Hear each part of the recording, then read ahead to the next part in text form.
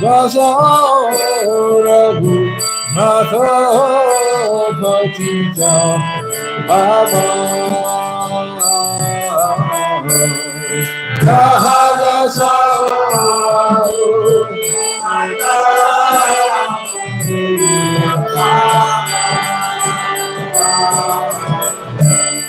Kamora Bhakta Jiva Dahakavi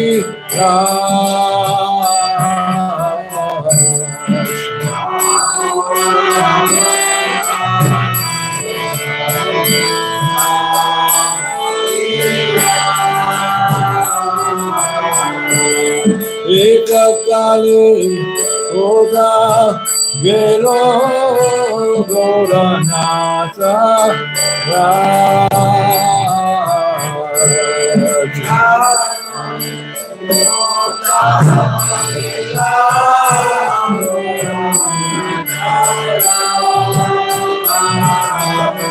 Ekakali Oda Gelo Goranata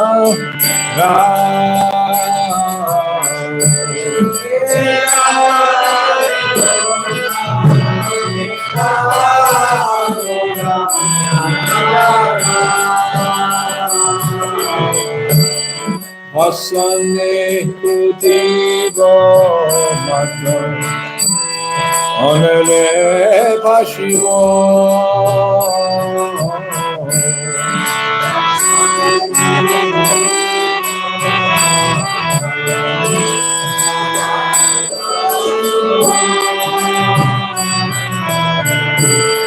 Goranga Gumena Nidhi Kota Gile Baba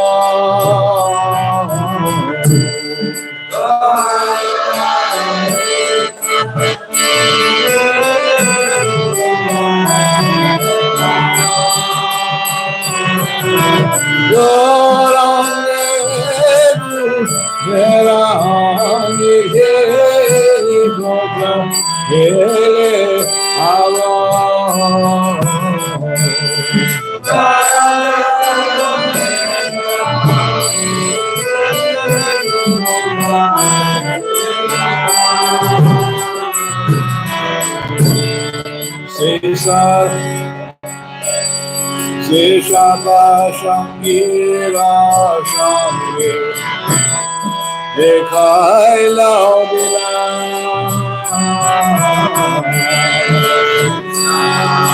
Shangira Shamir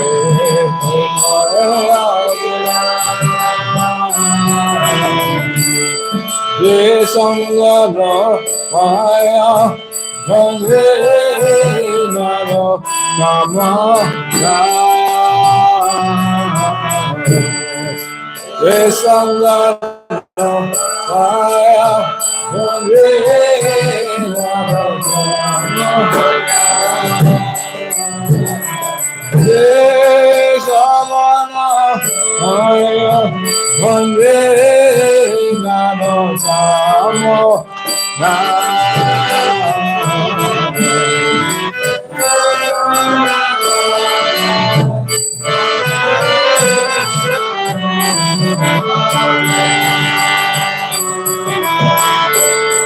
Anila Prema Kamna Arora Pracho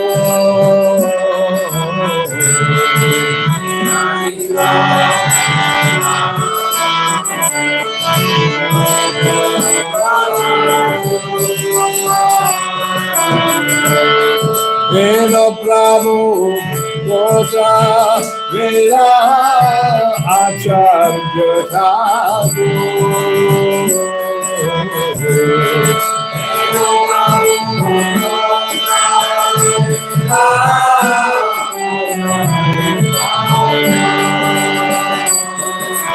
Veno Prabhu Gosa Vela Acharya Thakur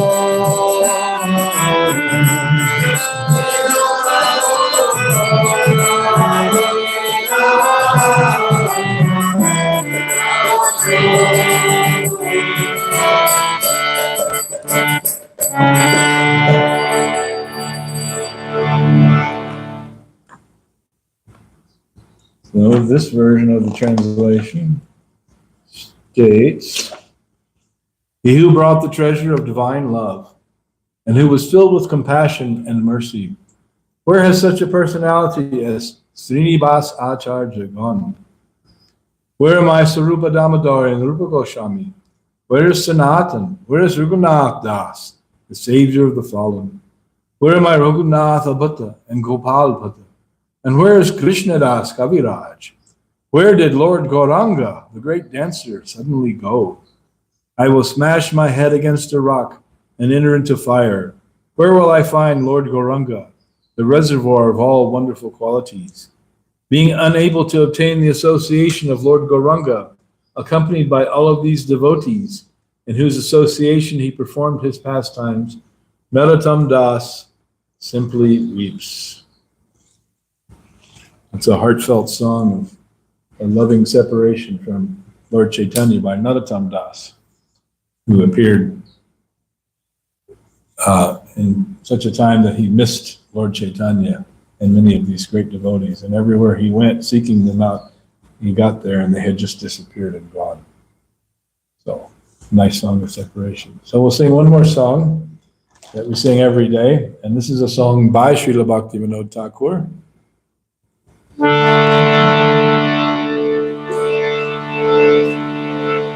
Jai Radha Madhava Kunda Bihari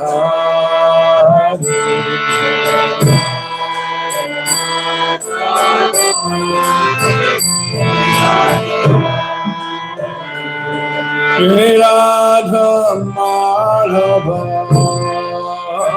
Kunda Bihari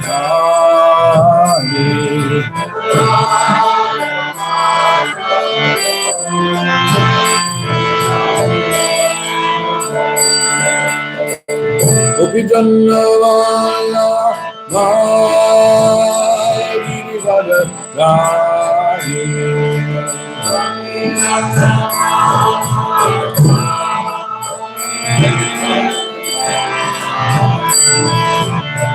Gopi Jannavala Giri Vadadari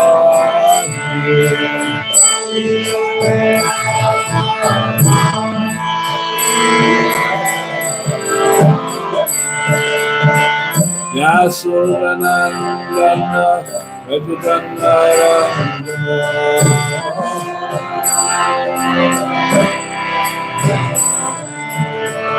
Yasodanandana Vajudanarandana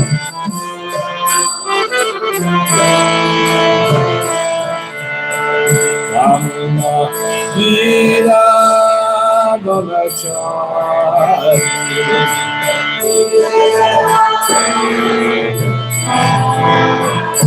Ramana Dhira Bhavachari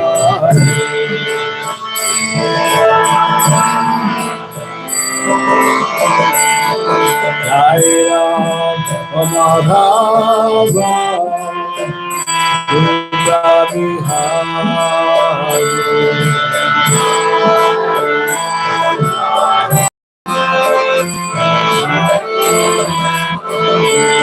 Jai Radha Madhava Kunda Bihari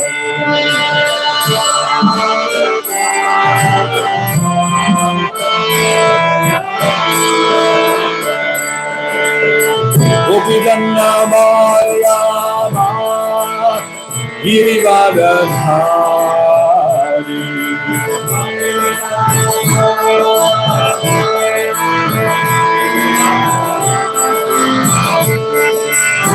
Gopi Jannavala Giri Vadadari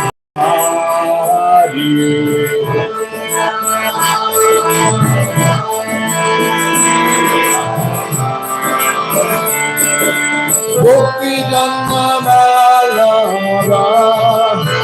Giri Vadadari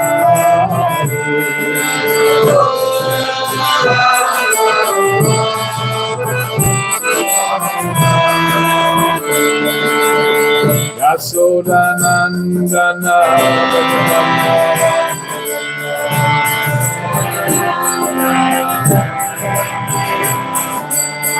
Yasodanandana Rajajanara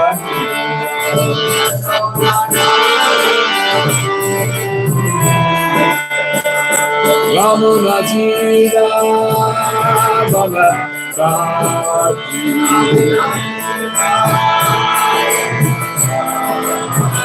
Yamunatira Bhagatati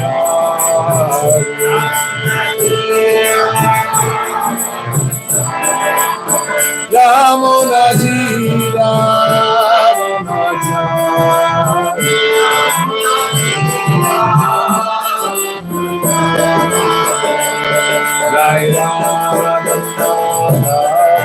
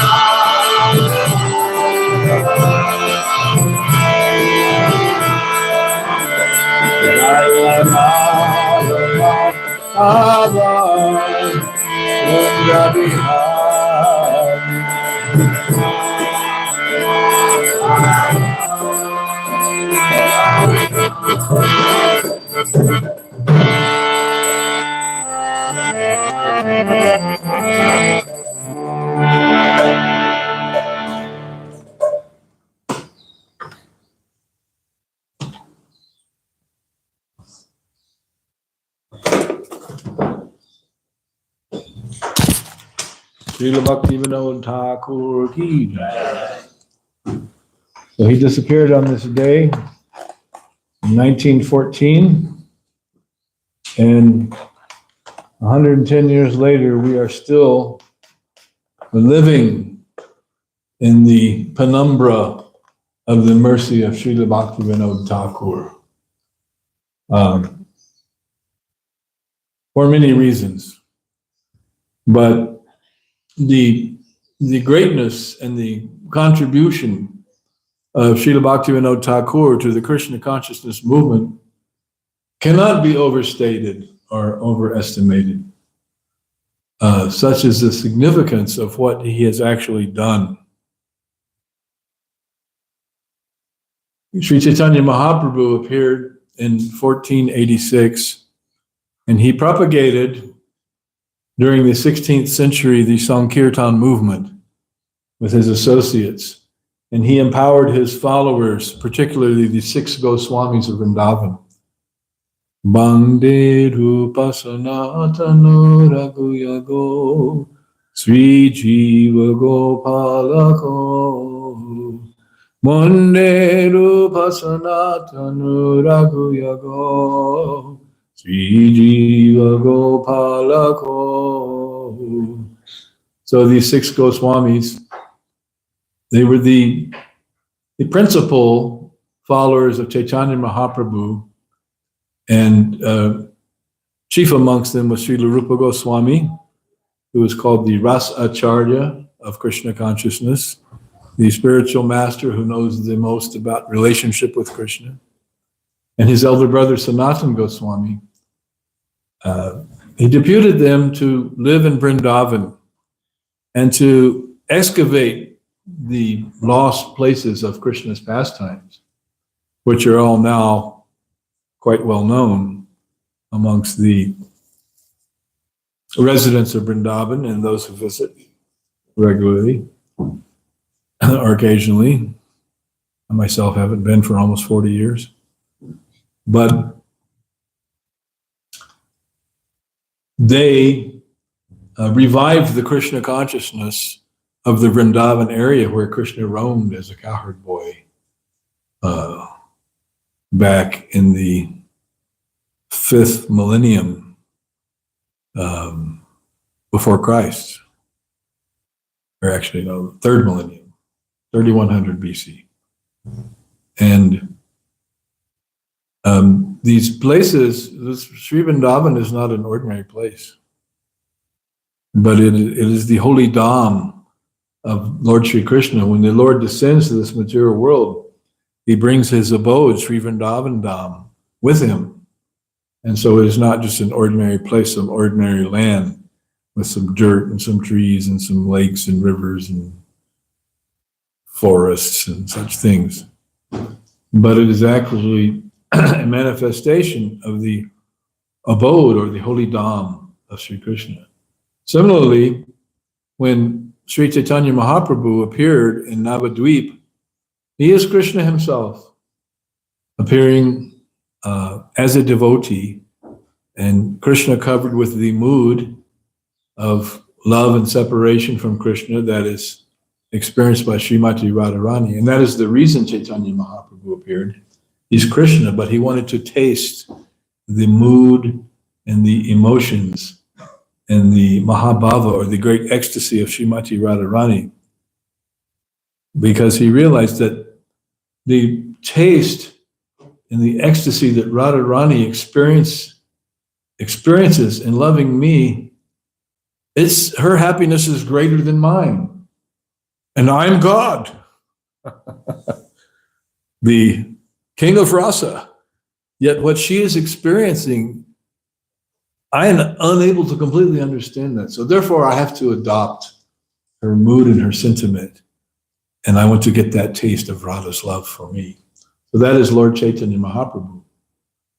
But simultaneously, being very compassionate and magnanimous, Namo Mahabharanyaya, Krishna Prema Pradayate, he also desired to share that love of himself that Radharani has with the whole world.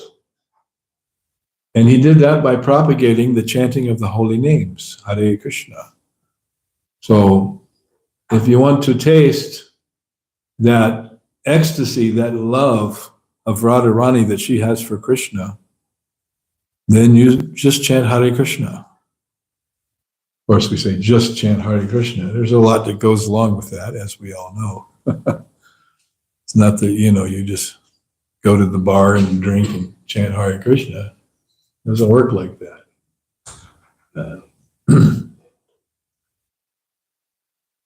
So Chaitanya Mahaprabhu, out of his mercy, decided to bestow upon the world what no other incarnation of Krishna had ever done before.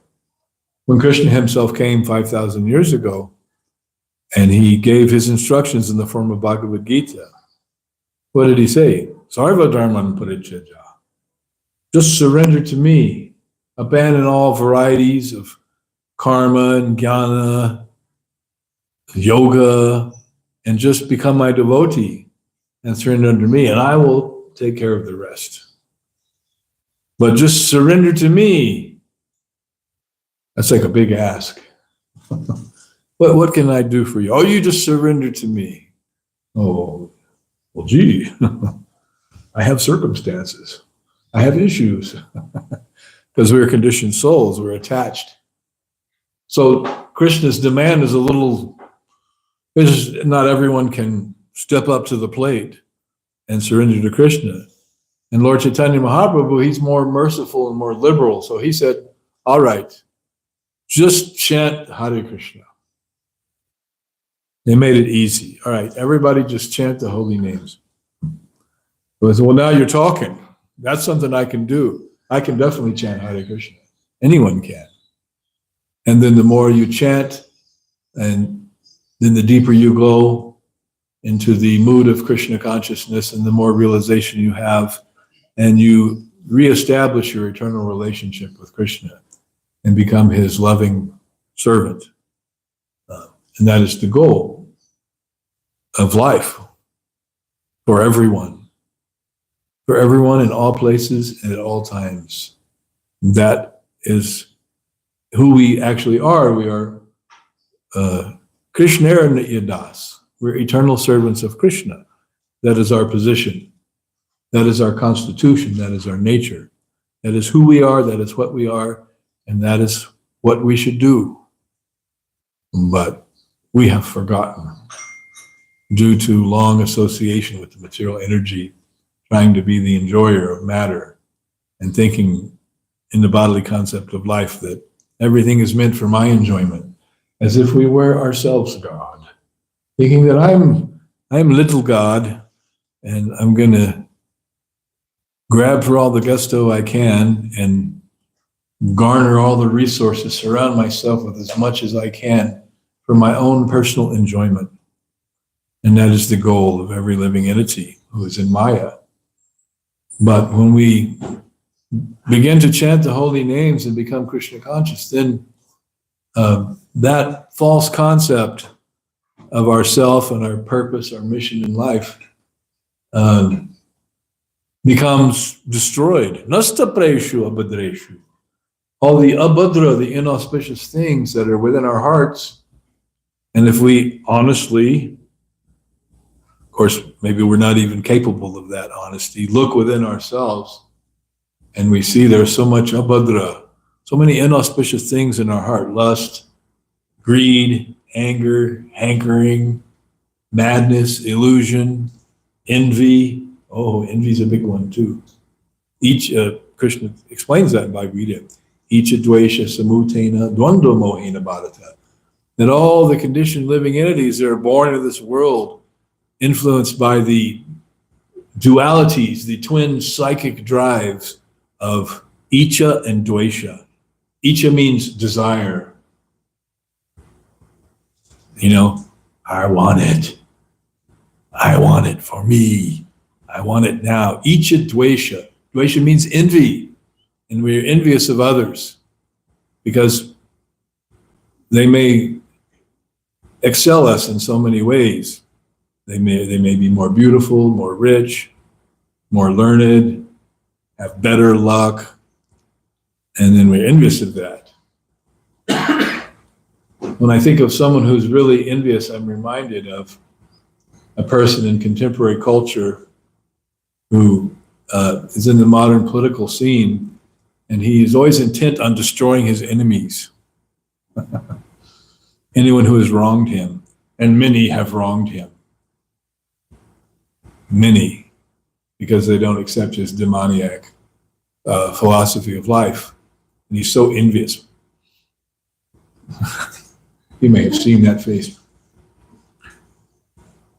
on a televised debate last week. So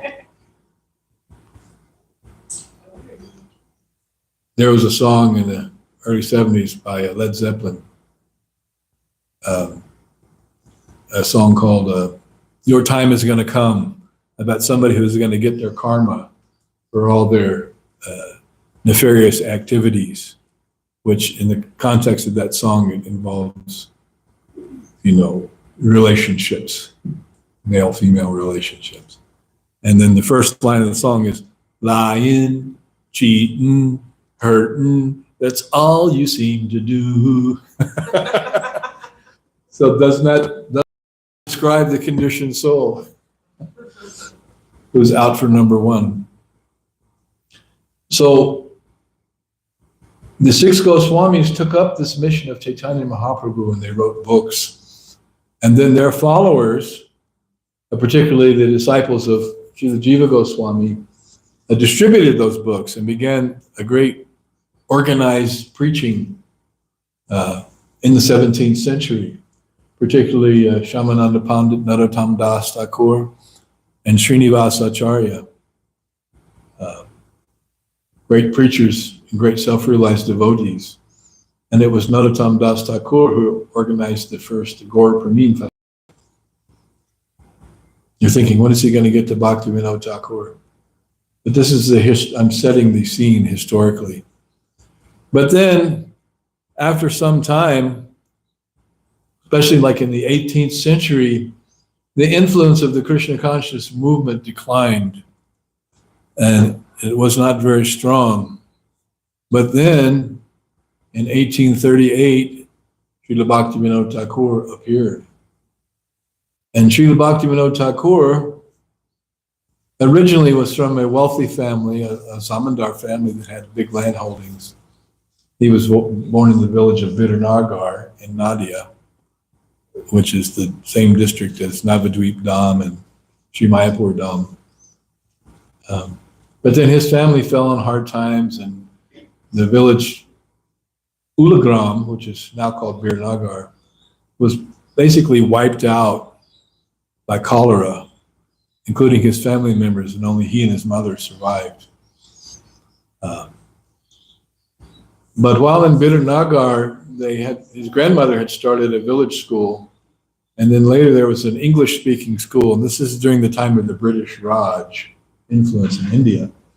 So English was very important language. And Bhaktivinode Thakur excelled at studying in English. He's been called a linguistic savant. Later on in his duties as district magistrate, he learned Urdu and Persian, which were, languages used by the Muslim section. And, before the British Raj, the whole of that area of India, Bengal and Orissa was under not maybe Orissa, but Bengal and Delhi were under the Muslim Sultanate. And mostly the Muslim invaders had come from Turkey and taken over in India. So Rupa and Sanatan Goswamis were ministers in the administration of the Emperor of Bengal, Nawab Hussain Shah.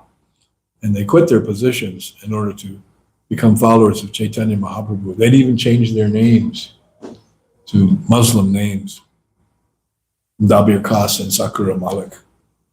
But then Chaitanya Mahaprabhu renamed them Sri Rupa and Sri Sanatan.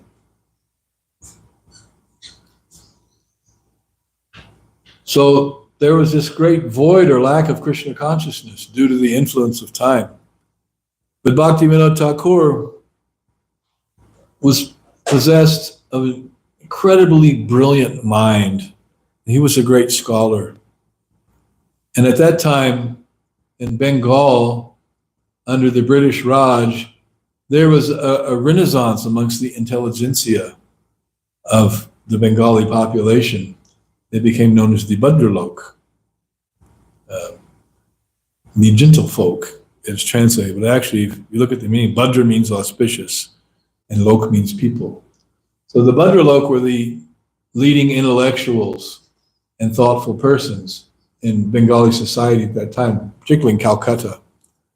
And Bhaktivinode Thakur rubbed shoulders with all of the great leaders of the Bhadralok, and he himself was one of them. He quickly became one of them through his scholarship and intellectual rigor. And he studied all the philosophers of Europe that were current at that time, like Kant and Schopenhauer, Swedenborg, and all these names of these 19th century philosophers of whom most of us are not familiar with these days. I vaguely remember Kant from high school, very vaguely. So he studied all the Western philosophers, and he was able to absorb and grasp their philosophies. And then he was dissatisfied with the impersonalism that passed as Vedic knowledge at that time, the philosophy of Shankaracharya, the Mayavad philosophy, Advaita Vedanta, oneness and impersonalism. That didn't satisfy him. He became attracted actually to Christianity, which is a personal, devotional form of worship of God within certain limits. The Christians don't seem to know much about the personality of Godhead, specifically in detail. That God is the person, Supreme Father. And he even studied the Quran, which is also a personal form of devotion to God in the Western context. But his mind was not satisfied. And we can understand this because he's actually a great devotee of Krishna. But in his lifetime, there was this Leela of him being a great scholar and trying to filter through all available knowledge in the world to understand what is the truth. but he couldn't understand what it was. He couldn't find the clue. Everything seemed to be flawed. And he even thought that about Krishna, that worship of Krishna is flawed because Krishna is, after all, basically a debauch who has so many women. Krishna and the gopis we were just singing about, that song of Bhaktivinode. But then he encountered references to Chaitanya Mahaprabhu and his philosophy, and he wanted to understand who is this Chaitanya Mahaprabhu, and why is he worshiping Krishna of all gods? So he was searching out a copy of the Chaitanya Charitamrita, and he could not find. He searched for 8 years. Finally, he found a copy in Odisha language. And he had spent time in Odisha. His paternal grandfather had a place in Odisha.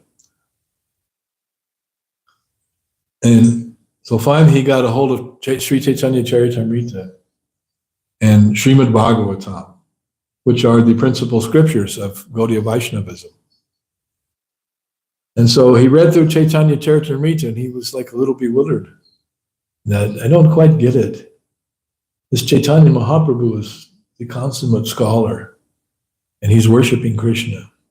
Then he read through again a second time, and then a light bulb went off. He suddenly got it. That Chaitanya Mahaprabhu is Krishna himself, appearing as Radharani and tasting the love, Radha's love for Krishna. And this was like a thunderous, shattering realization. He did this without anyone's help. It's self-manifesting Vaishnavism because of who he actually is. He's one of the Manjaris in the party of the gopis. Kamala Manjari, I believe. So he understood that Lord Chaitanya Mahaprabhu is Krishna himself, and he's giving this chanting of the holy names for the benefit of the whole world. Meanwhile, he's a prolific author, writing in Sanskrit, Bengali, English, and he was a published author. And simultaneously, he had attained employment with the British Raj, and he rose to the second order in the British governmental system. That's the highest that an Indian could go, because the highest level, the first grade, was for Britishers only. But he rose to the highest position that an Indian could be in the British civil service, and he became a district magistrate. The district magistrate is it is the high court judge. And then he ended up going to Jagannath Puri, much to his delight, because what is significant about Jagannath Puri? Well, Lord Jagannath, the Lord of the universe, is there. Ratha Yatra takes place there every year with millions of people in attendance.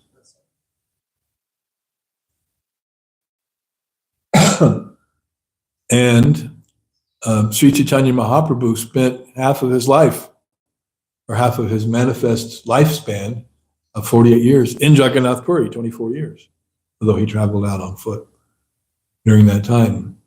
And there he propagated Sankirtan, and in the later years he went deeper into these deeper and deeper ecstatic moods and states of Krishna consciousness, which are described in the Sri Chaitanya Charitamrita.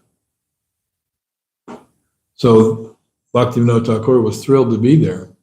Now, formally, the British had decreed that the worship in the Jagannath temple should go on undisturbed, and they managed it. They made sure during Ratha Yatra, the British army troops would escort the Ratha Yatra, maintained order, and they made sure that the temple was managed and run properly according to the traditions of the temple itself. They didn't impose any bogus concoction or Christian idea, that they wanted to maintain its authenticity, which is to their credit. But due to the pressure from Christian missionaries, this edict was revoked. And then they left in the hands of the local pandits and brahmanas, their worship there in the Jagannath temple, and it quickly deteriorated and became chaotic. You know, sometimes devotees, Jai Prabhu. There's rules, there's procedures, there's cleanliness. What is all this? Those things must be there. So, Srila Bhaktivinode Thakur was given the job. You straighten out that mess that's the temple and regulate the worship and make everything first class. That's what his British superiors requested of him. And he took it up and he restored cleanliness, punctuality, the offerings of Bhoga to the Jagannath temple. And at one point he had discovered that the king of Orissa had embezzled 80,000 rupees, which is, like $1 million or more. And so he was the DM, he was the law. I am the law in this town. You're talking to him. So he forced the king to spend that money on the Bhoga offerings to Lord Jagannath with the 56 varieties of foods offered multiple times daily. And so that quickly depleted the money that the king had embezzled. Kings, politicians, always trying to fill their own pockets at the expense of the people. Dictators, famous for that. There's a thing in amongst historians, contemporary historians of all these dictators in these different countries like Fidel Castro and Saddam Hussein and people like that. They always live to be a ripe old age. And they stay in power till the very fag end of life. And they say there must be some special thing they eat. It's called the dictator diet. Ensures health and longevity. Anyway, so Bhaktivinode Thakur was in charge there in Puri. And that is the place where Lord Chaitanya spent so many years. And it was during his time as the district magistrate that during the Ratha Yatra, the Lord Jagannath's cart stopped in front of his house. His house was on Grand Road, which is where the Ratha Yatra is, and wouldn't move. And wouldn't move. And it wouldn't move for 3 days, much to everyone's chagrin. And then he had his wife, Bhagavati Devi, bring out Bimal Prasad Datta, his fourth son. By the way, he had apparently 14 children, one with his first wife who died after a year, and then 13 children with Bhagavati Devi. Now this Bimal Prasad Datta is none other than Srila Bhaktisiddhanta Saraswati Thakur. And when they brought the infant onto Lord Jagannath's cart, a garland fell down from Lord Jagannath's body onto Bimal Prasad Datta, who was born with his umbilical cord wrapped around his neck like a Brahmin thread. And it left a mark on his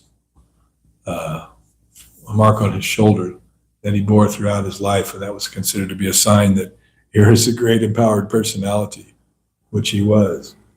And he took the work of Bhaktivinode Thakur and continued it and established, for the first time in history, this great Krishna consciousness movement organized with temples and sannyasis. Before that, there were not so many sannyasis, mostly Babajis throughout the 17th, 18th, and 19th centuries.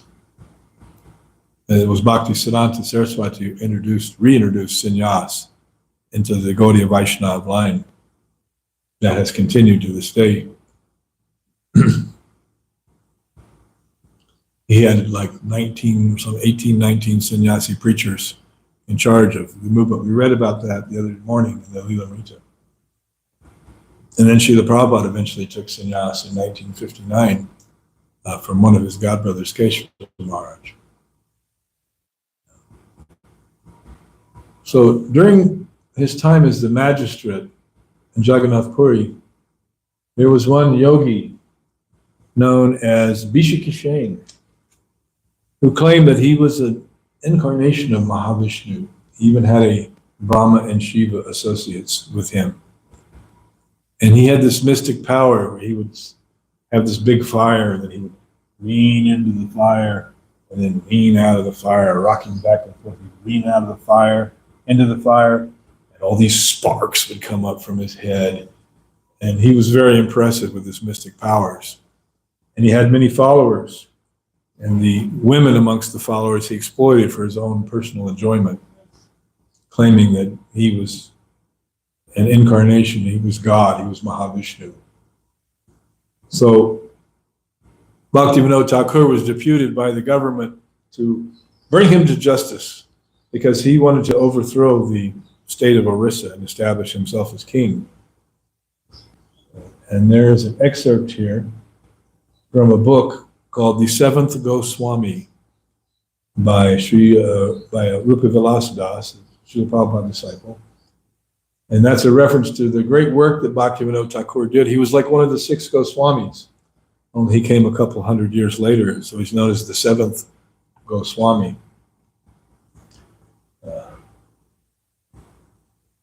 So there's a description of Vishikeshane. By his acquired mystic powers, he could produce fire from his head. He had 2 companions going by the name of Brahma and Shiva. He claimed to be Mahavishnu.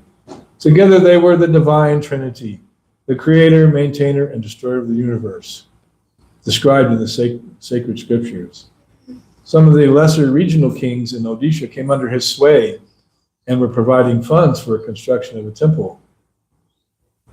Where are those kings now? We need them, lesser kings of Tucson, to provide funds for the construction of the temple. He declared that he would drive the British from ruling Odisha and would himself become the king. So the governor of Bengal drew up arrest orders, but nobody in the British civil service that was deputed with law and order would dare arrest him because they were afraid of his mystic powers. So Sri Kedarnath Datta, the name of Bhaktivinode Thakur before he became known as Bhaktivinode, went personally to see Vishikeshane. The yogi showed some powers that would normally scare an ordinary man and informed Kedarnath Dutt that he knew well who he was, but that since he, Vishikeshane, was the Lord, Kedarnath better not interfere with him. You don't mess with me, I'm Mahavishnu. That was enough for Sri Kedarnath Dutt. He was not bluffed by this yogi. And he acknowledged Vishikeshane's accomplishments in yoga and tantra and requested him, please come to Puri where you can receive the blessings of Jagannath. What he wanted to do was put him in jail. Vishikeshane haughtily replied, why should I come to see Jagannath? He is only a hunk of wood. I am the Supreme Lord in person. And Kedarnath Dutt became furious. He arrested the rogue, brought him to Puri, and threw him in jail, where he was guarded by 36 constables and 72 policemen. No one could touch Vishikeshane, but Bhaktivinode Thakur, he was not fooled, and he was not afraid. And so the fearless Kedarnath Dutt, he tried Vishikeshane in Puri. He was the district magistrate in his court. The trial lasted 18 days, during which thousands of people whom he had control over gathered outside the courtroom, demanding Vishikeshane's release. On day 6, his daughter, Bhaktivinode Thakur's daughter, Kadambini, became seriously ill and nearly died. And Kedarnath Dutt knew it was the power of the yogi at work. And he said, yes, let us all die, but this rascal must be punished. So great was his determination. The next day, in court, the yogi announced he had shown his power in almost killing Thakur's daughter and would show much more. He suggested that Kedarnath Dutt should release him at once or face worse miseries.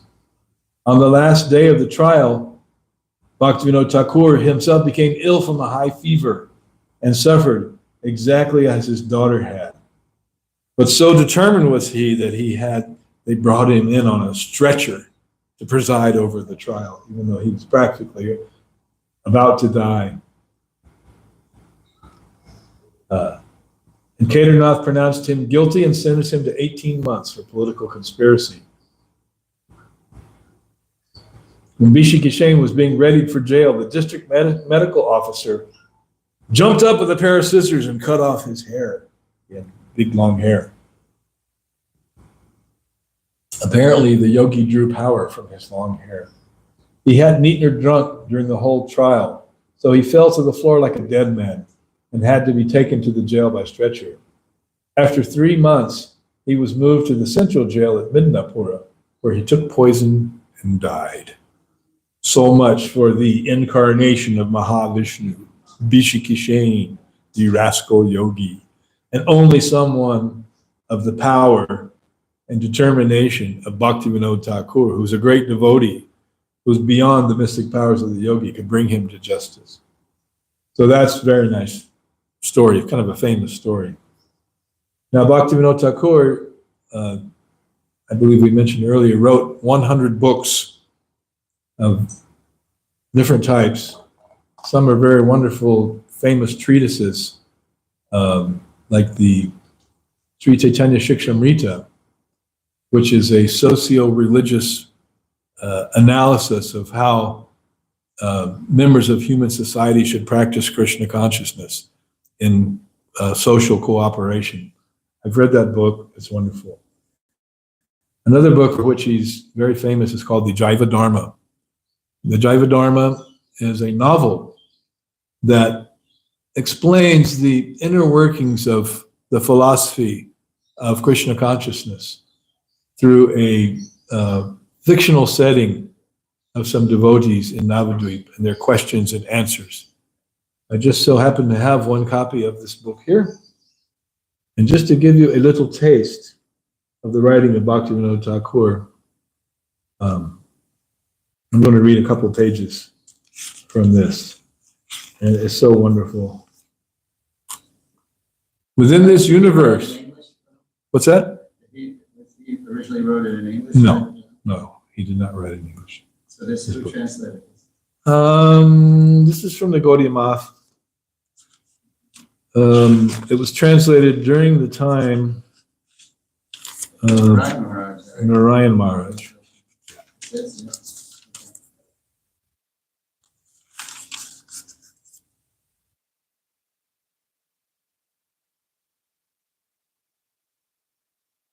This English edition of Jaiva Dharma is dedicated to my Sri Guru Pada Padma, Sri Srimad Bhakti Pragyana Keshava Maharaj. Yes, he's Prabhupada's godbrother who gave him sannyas in 1959. Within this universe, the middle planetary system, shaped like a lotus flower, is known as Bhumandala. In Bhumandala, there are 7 islands which extend outward in concentric circles like the whorl of a lotus flower. At the center of this whorl is the island of Jambudweep, which is super excellent amongst all places in Bhumandala. In Jambudweep, the land of Bhartavarsha is imminent. Bhartavarsha means India. Within Bhartavarsha, the topmost place is Gauda Bhumi. Within Gauda Bhumi, the 9-island region of Sri Navadvip Mandala is supremely distinguished. And in one area of Sri Navadvip Mandala, a beautiful settlement named Sri Godruma is eternally situated on the eastern bank of the Bhagirathi River. And that is where Bhaktivinode Thakur had his house in Godruma. In ancient times, many stalwart practitioners of bhajan lived in the various places of Sri Godruma. It was here that Sri Surabi, a cow of divine origin, previously worshipped the Supreme Lord, Bhagavan Sri Gaurachandra, that's Lord Chaitanya, in her own kunja, a grave shaded with fragrant flowering creepers. A little distance from this kunja is Pradumna Kunja. Here, Sri Premadas Paramahansa Babaji, a Shiksha disciple of Pradumna Brahmachari, the best among the associates of Sri Gaurachandra, now lived in a kutir, a hut, covered with vines and dense foliage, and spent his time constantly immersed in the divine rapture of bhajan. That means bhajan means internal worship of Krishna. Sri Premadas Babaji was a refined scholar and was fully conversant with all the conclusions of the Shastras. He had taken shelter of the forest of Sri Godruma with single-minded conviction, knowing it to be non-different in essence from Sri Nandagram, which is where the house of Nanda Maharaj is in Vrindavan. As a daily routine, Babaji Maharaj chanted 200,000 holy names and offered hundreds of obeisances to all the Vaishnavas. 200,000 holy names, that's 128 rounds daily. Maintaining his existence by accepting alms from the houses of the cowherd men had become one of the regular principles in his life. Whenever he found a spare moment from these activities, he spent his time not in idle gossip, but in reading the book Sri Prema Vivarta by Sri Jagadananda, a confidential associate of Lord Chaitanya. At such times, neighboring Vaishnavas gathered and listened with great devotion as Babaji read with tear-filled eyes. And why would they not come to hear? This divine treatise, Prema Vivarta, is filled with all the conclusions of rasa, the condensed liquid essence of integrated transcendental emotions.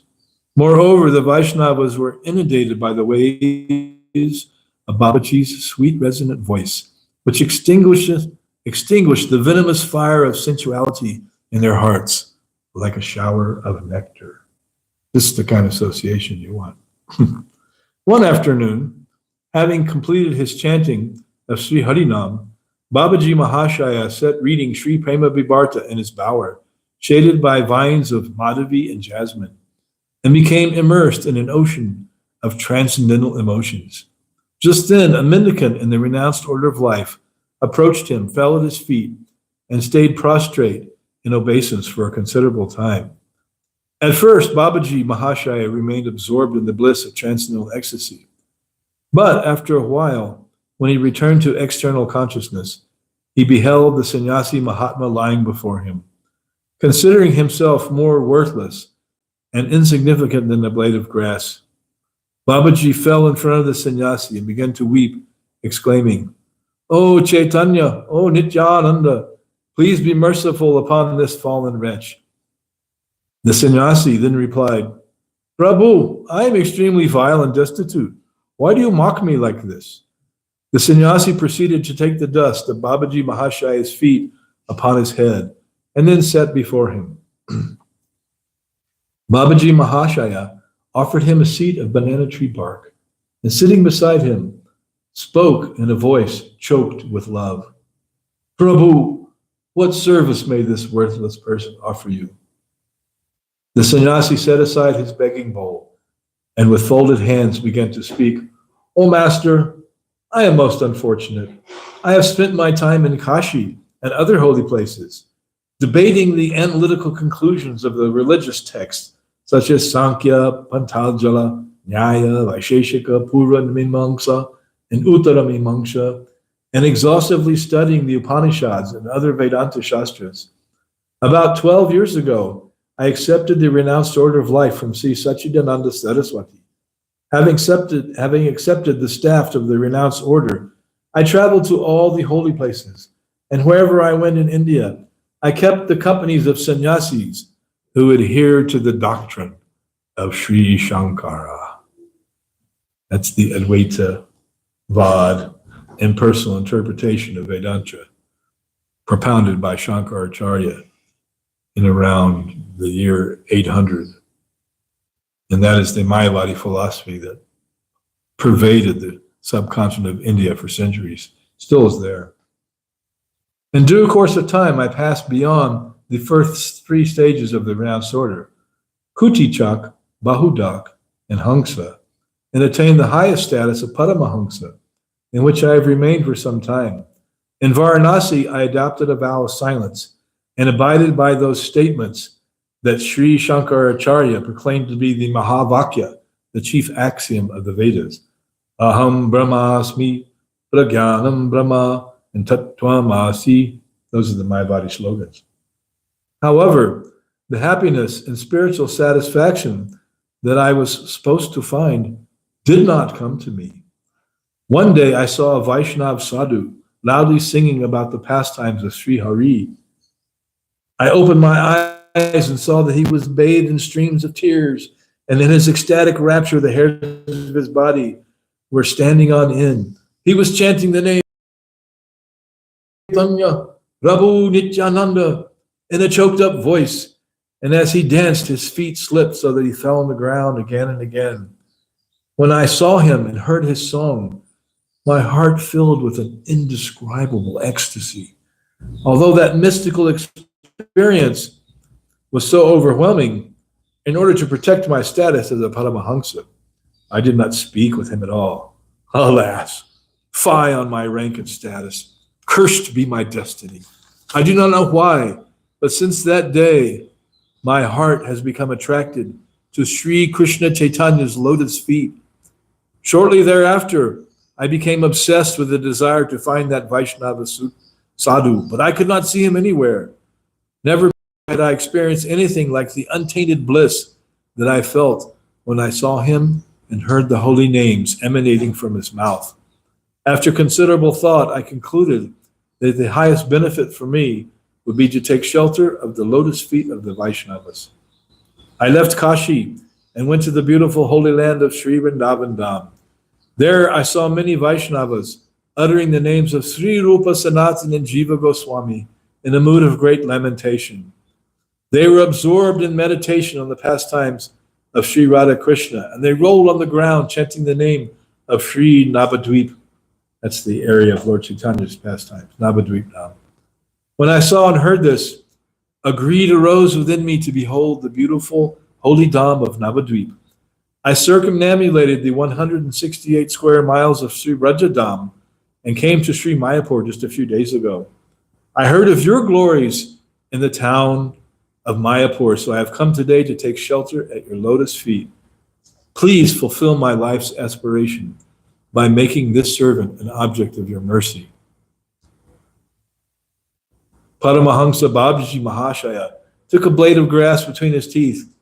Weeping, he said, "Oh, sannyasi, I am absolutely worthless. I have uselessly spent my life filling my belly, sleeping, and engaging in futile talks. It is true that I have taken up residence in this sacred place where Sri Krishna Chaitanya enacted his pastimes. But as the days fly by, I find myself unable to taste this thing known as Krishna Prema. You are so fortunate, for you have tasted that divine love merely by seeing a Vaishnava for just a moment. You have received the mercy of Krishna Chaitanya Dev. I will be very grateful if you will kindly remember this fallen wretch for a moment when you are tasting that prema. Then my life will become successful." It's such a book you cannot find elsewhere. This is Bhaktivinode Thakur. And so the novel continues with the relationship between the two, and Babaji Mahashaya and the sannyasi from Varanasi are discussing the intimate details of Krishna consciousness and self-realization that an aspiring Vaishnava should practice.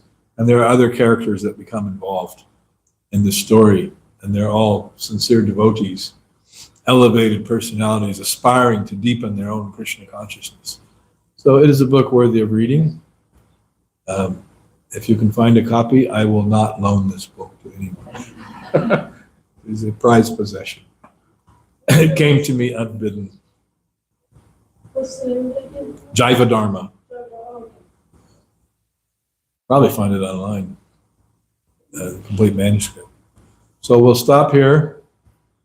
And this is just one drop of the nectar of the glories of Srila Bhaktivinode Thakur, the great devotee who resuscitated and revived the Krishna consciousness movement, the first great English preacher. Actually, one of his books to Ralph Waldo Emerson in the 1880s, who acknowledged receipt of the book. And his book, Sri Chaitanya, His Life and Precepts, was sent to the library at McGill University in Montreal around the year 1900 or so.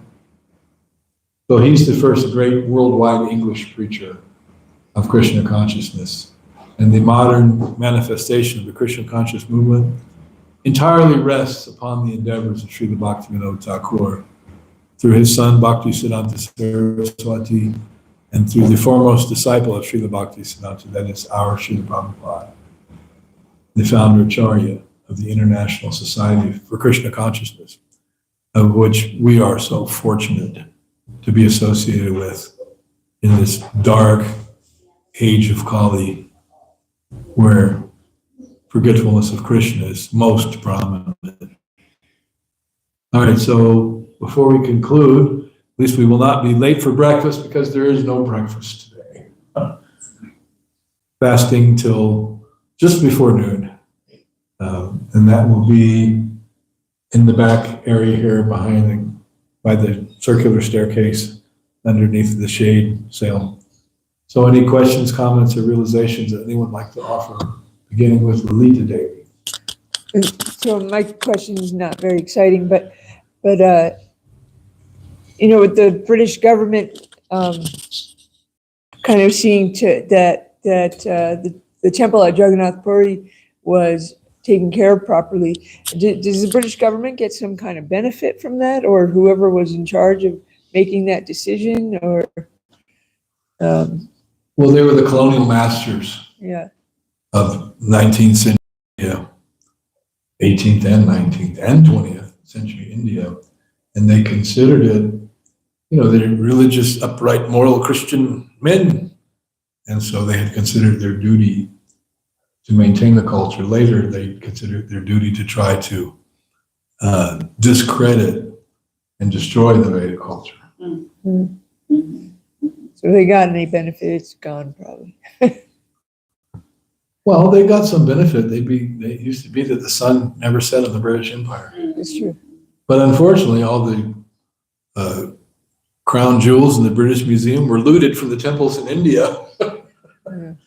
The crown jewels, the greatest possession of the British Empire, they stole those from Krishna, from the deities in India. The rascals. And now look at them. There was one incident where a devotee sent Prabhupada sent a devotee to the bank. He was in London. The devotee went to the bank to make a deposit. He came back. And Prabhupada said, "Did you bring the receipt?" He said, "They didn't offer me a receipt." Prabhupada said, "They didn't give you a receipt for the deposit?" And he said, "This shows you the British Empire is finished."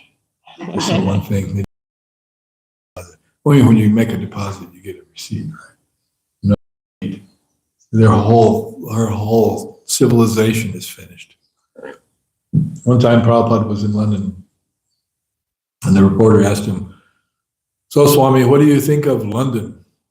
He said, "The weather here is terrible." The reporter was like, "What?" You know, it's always raining there. He said, "But it's a great credit to your people that you have built such a great civilization in such a terrible place."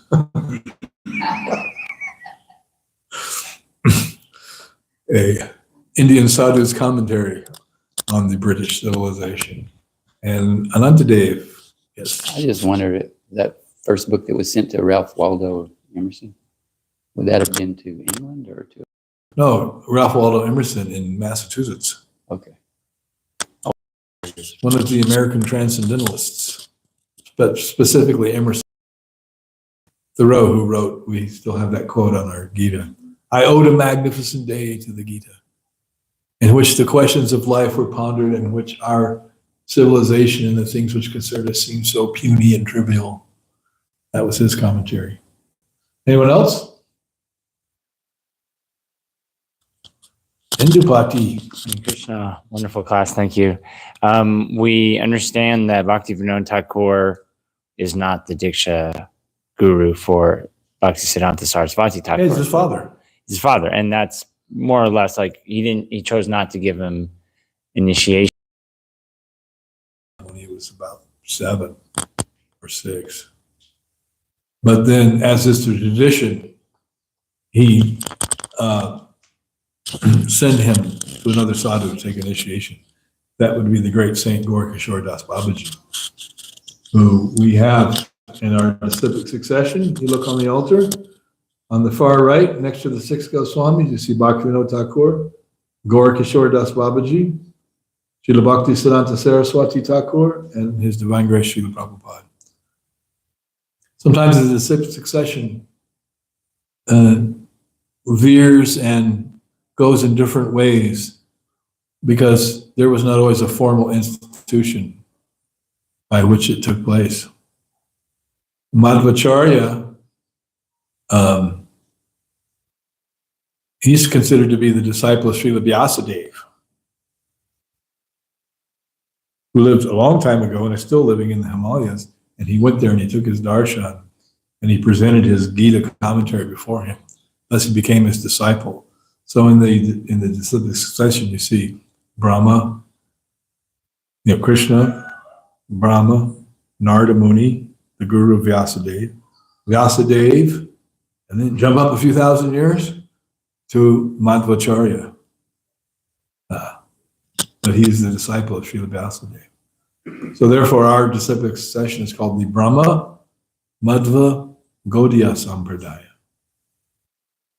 That disciplic succession is fascinating.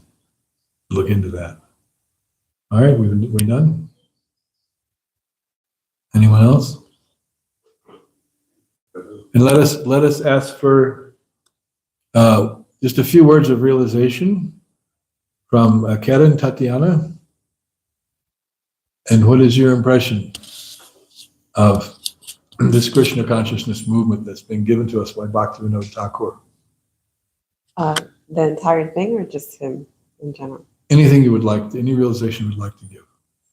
Well, I think, today is my birthday. I'm 44, and all my life I've been looking for something to fill a hole in my heart that I was born with, probably. And since I started coming here and chanting the holy name, I feel full and whole. Thank you for that nice testimony. Yes. And we'll take one more from Michaela. Just briefly, tell us something how you're appreciating Krishna consciousness.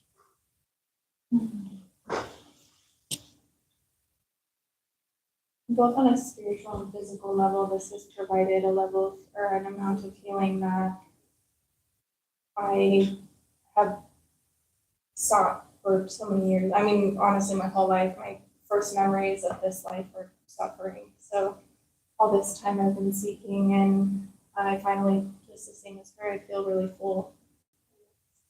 Tasting the nectar of Krishna consciousness. This is what Bhaktivinode Thakur was doing. And when he became full-fledged follower of Lord Chaitanya, he was 29 years old. Before that, he had been a scholar and a searcher, a seeker. Okay, Curtis. Well, I'm picking on the new devotees. But we like to hear your experience. Well, when I first started, I really, really enjoyed it a lot. Every day it was something new to learn, and I've been slowly finding out that I keep being drawn more and more to it, and I just keep wanting to do nothing but just this every day, and I find so much joy in chanting the holy names and doing Harinam and hearing about the glories and the pastimes of Krishna and reading the Bhagavatam is very beautiful. Very nice. Yes, pass the mic to Caitlin. It's been very eye-opening for me, to be honest. And I've been seeing a lot of correspondence with the real world and with the spiritual life as well in here, and it's just been a crazy experience, to be honest. Thank you very much. Yes, this is the interface. Krishna consciousness is the interface between the material world and the spiritual world. It gives us the ability to transfer ourselves from this dark, suffering-filled, miserable world to the bliss and light of the spiritual world. So just a worthy endeavor in which to invest one's life energies. That is my realization. So thank you all very much. Srila Bhaktivinode Thakur ki jai. Srila Prabhupada ki.